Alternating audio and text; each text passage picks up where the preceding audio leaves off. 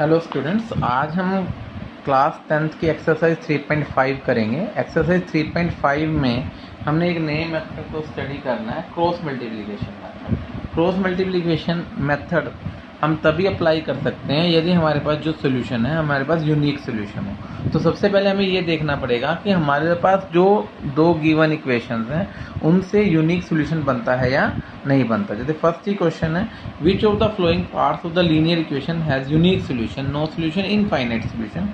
हमने ये बताना है किसके अंदर यूनिक होगा, किसी के अंदर इनफाइनाइट होगा और किसके अंदर नो सोल्यूशन होगा।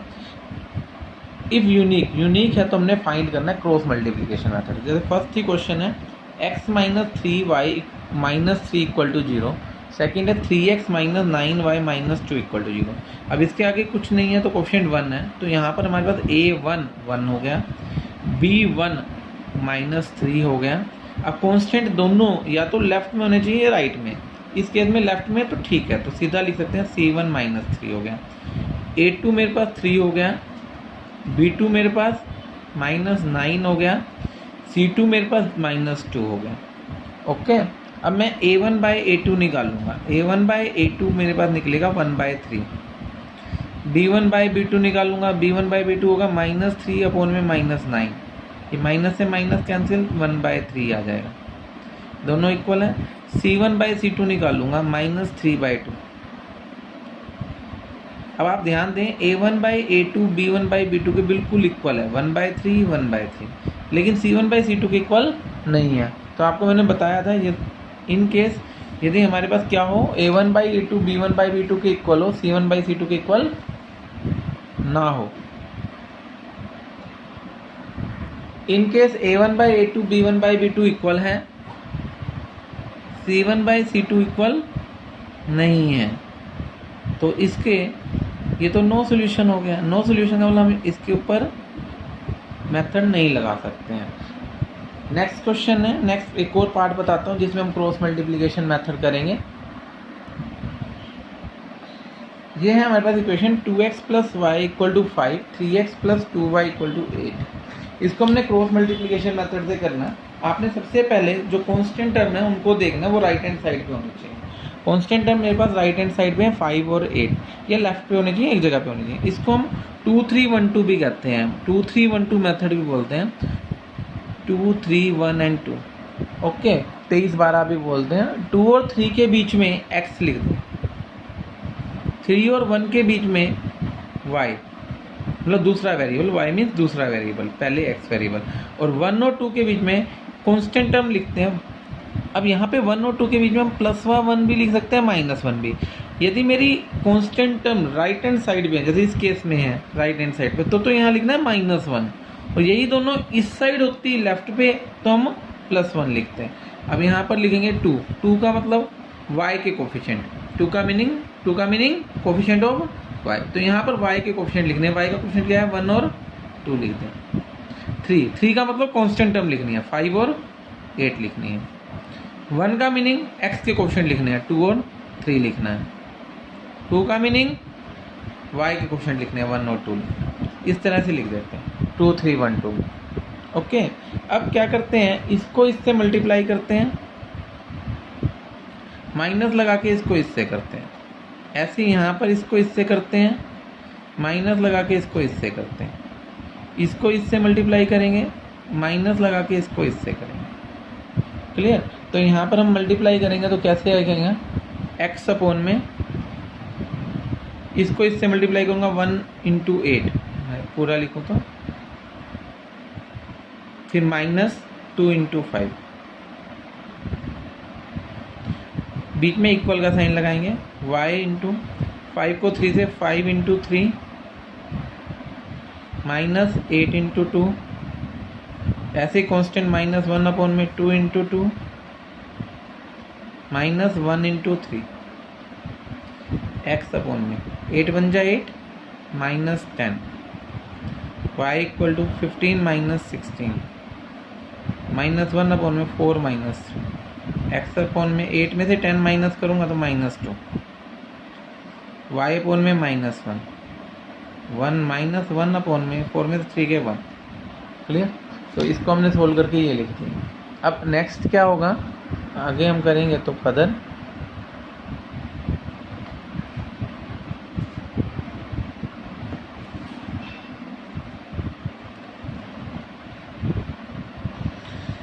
अब पहली और लास्ट टर्म ले लूँगा मैं, x अपॉन -2 इक्वल टू -1/1, और एक बारी सेकेंड और लास्ट टर्म ले लूँगा y अपॉन -1 -1/1, इसको ऊपर मल्टीप्लाई करूँगा तो x हो जाएगा -1 × -2, -1 ×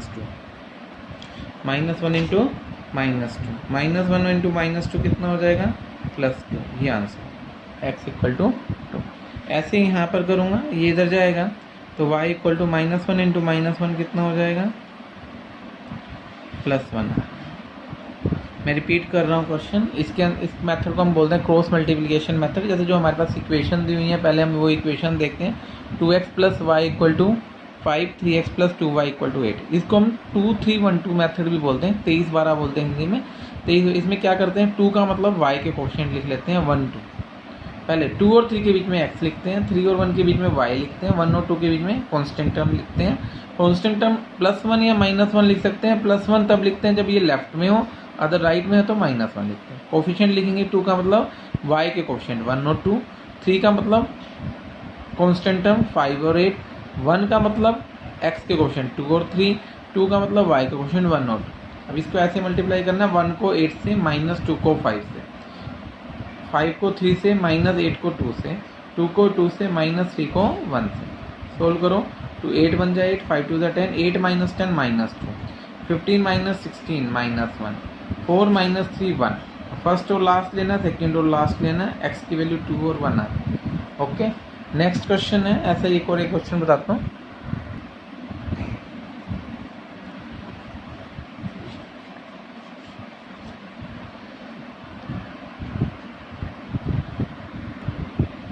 नेक्स्ट एग्जांपल है x - 3y - 7 0, 3x - 3y - 15 0। यहाँ कांस्टेंट टर्म दोनों की दोनों मेरी लेफ्ट हैंड साइड पे हैं। तो पहले लिखूँगा a1 मेरे पास कितना है, यहाँ लिख देता हूँ 1। b1 कितना है -3, और c1 कितना है, c1 है -7। a2 है मेरे पास 3, b2 है -3, और c2 है -15। अब a1/a2 कितना होगा 1/3, b1/b2 कितना होगा -3/-3 1, c1/c2 -7/-15।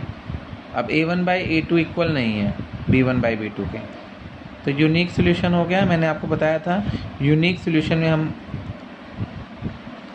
Cross multiplication method apply कर सकते हैं। कैसे करते हैं, मैंने आपको अभी जस्ट पिछले क्वेश्चन में बताया। कैसे लिखेंगे हम, यहाँ लिखेंगे हम 2 3 1 2, क्या लिखेंगे 2 2 3 1 2, ऐसे लिखकर नीचे 2 और 3 के बीच में x लिखते हैं, 3 और 1 के बीच में y लिखते हैं, और 1 और 2 के बीच में कांस्टेंट टर्म। अब कांस्टेंट दोनों राइट एंड लेफ्ट में है तो +1 लगा लेंगे, 2 को सर्कल में डाल लो, ये सेपरेट हो जाएगा इससे। 2 के नीचे y के कोफिशिएंट -3 है इस केस में, 3 के नीचे -7 -15, 1 के नीचे x के कोफिशिएंट 1 और 3, 2 के नीचे -8। ये सेम आने चाहिए, फर्स्ट और लास्ट सेम होता है। अब x अपॉन में क्या करना है, कैसे बताया था मैंने आपको, इसको इससे मल्टीप्लाई करते हैं, माइनस इसको इससे करते हैं, तो ये हो जाएगा -3 × -15 -3 × -7, y अपॉन में -7 × 3 -15 × 1, जेट 1 अपॉन में प्लस का 1 आएगा इस केस में, क्योंकि दोनों इधर लिए थे मैंने, 1 × -3 -3 × -3, तो ये हो जाएगा माइनस प्लस x अपॉन में 45 माइनस प्लस 21, y अपॉन में -21 प्लस 15, 1 अपॉन में -3 प्लस 9, तो x अपॉन में हो जाएगा 24, 6 माइनस का 1 अपॉन में 6। अब फर्स्ट और लास्ट लूँगा तो x/24 equal to 1/6, y/-6 equal to 1/6। अब क्रॉस मल्टीप्लाई करूँगा तो ये 24 ऊपर चला जाएगा तो x हो जाएगा 24 डिवाइड बाई 6, 6 4 जा 24, 4 आ गया। y की वैल्यू हो जाएगी -6 डिवाइड बाई 6, 6 से 6 कैंसिल, y की वैल्यू -1, तो x 4 आ गया, y मेरे पास -1 आ गया। ये आंसर। मैं रिपीट कर देता हूँ क्वेश्चन फिर से, समझ आ जाएगा आप लोगों को। रिपीट करते हैं तो ये है हमारे पास statement, x -3y -7, 3x -3y -15 equal to 0। इनको हमने सोल्व करना। सोल्व करने के लिए मैं क्या करूँगा,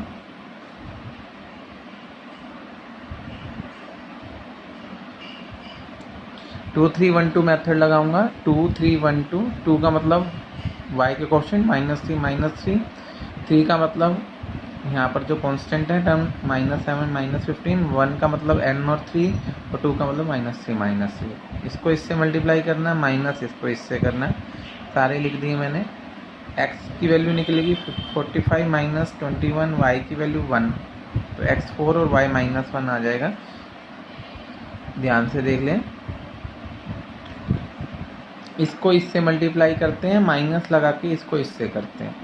ओके, ऐसे y में ऐसे फिर हम सोल्व करते हैं। जैसे 15 थी था 45, 7 थी था 21, 7 थी था 21, 5 3 1 जा 15, और 3 1 जा 3, 3 3 जा 9। इसको सोल्व करके फर्स्ट और लास्ट लेना है, सेकंड और लास्ट लेना है, तो x और y आ गया।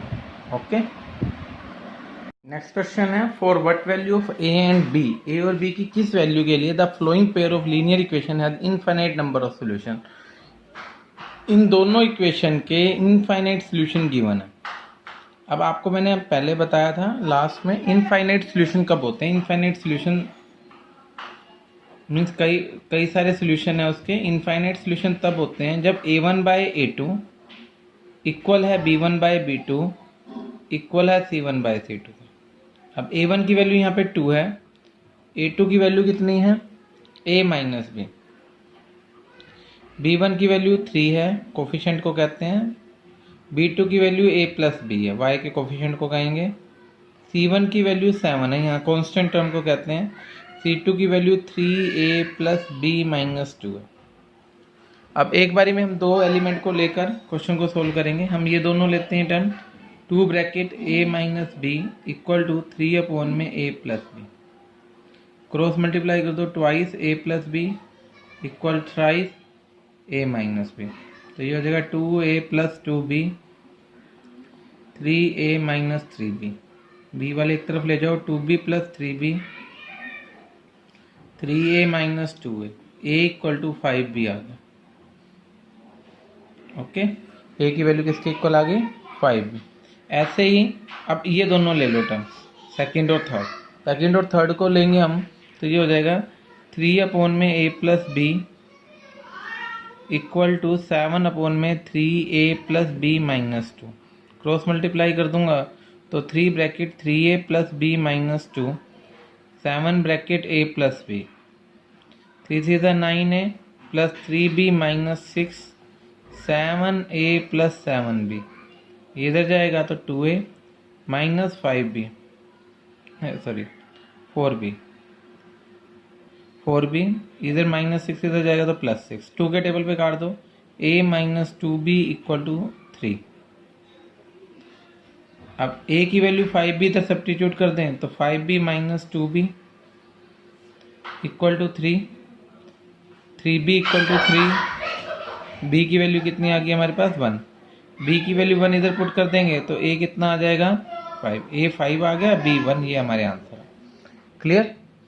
मैं फिर से रिपीट कर रहा हूँ, इक्वेशंस दोनों इक्वेशन के इनफाइनाइट सॉल्यूशन है। इनफाइनाइट सॉल्यूशन में a1/a2 b1/b2 c1/c2 इक्वल होता है। a1 की वैल्यू हमारे पास 2 है, a2 की value a minus B, b1 की वैल्यू 3 है, b2 की value a plus B, c1 की वैल्यू 7 है, c2 की value 3a plus b minus 2, तीनों को इक्वल रख दिया।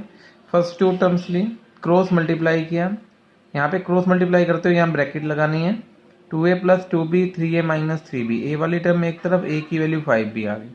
ऐसे ही लास्ट टू टर्म्स ली, क्रॉस मल्टीप्लाई किया, ये आ जाएगा हमारे पास a माइनस 2b 3, ए की वैल्यू 5 भी पुट कर दी, B1 आ गया, B1 इधर पुट कर दिया, A5 आ गया। इस तरह से हमने क्वेश्चन को सोल्व करना है। नेक्स्ट क्वेश्चन है, नेक्स्ट पार्ट में हमने k की वैल्यू निकालनी है और हमें यहाँ पर इक्वेशंस के नो सॉल्यूशन दिया है, मीन्स कोई इसका हल नहीं है, नो सॉल्यूशन है, कोई हम इसको सोल्व नहीं कर सकते मतलब। तो नो सॉल्यूशन में आपको बताया था मैंने, तब होता है जब A1/A2 इक्वल B1/B2 हो बट नॉट इक्वल C1/C2 हो। अब A1 की वैल्यू यहाँ पे 3 है, A2 की वैल्यू 2k-1 है, B1 की वैल्यू 1 है, B2 की वैल्यू k-1 है, C1 की वैल्यू 1 है, C2 की वैल्यू 2k+1 है। ओके, क्रॉस मल्टीप्लाई करो, इन दो टर्म को ले लो, 3/2k-1, 1/k-1, क्रॉस मल्टीप्लाई करूंगा तो 3k-3, 2k-1, इधर ले जाओ, k = -1 + 3, k की वैल्यू हो जाएगी 2। ओके, k निकल गया, मीन्स k हमारे पास 2 होना चाहिए। ऐसी दूसरी इक्वेशन ले लेते हैं, लास्ट 2 टर्म्स उनको नॉट इक्वल रख देंगे, तो ये होगा 1/k-1 not equal to 1/2k+1। Cross multiply करूंगा तो 2k+1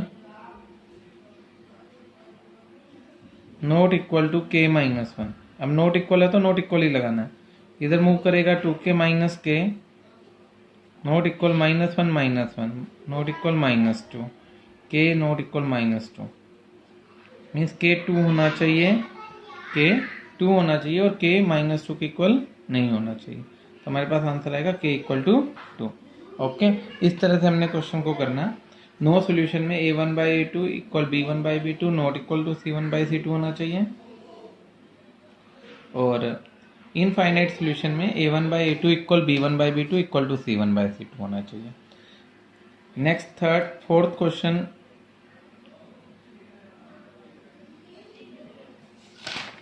है हमारे पास,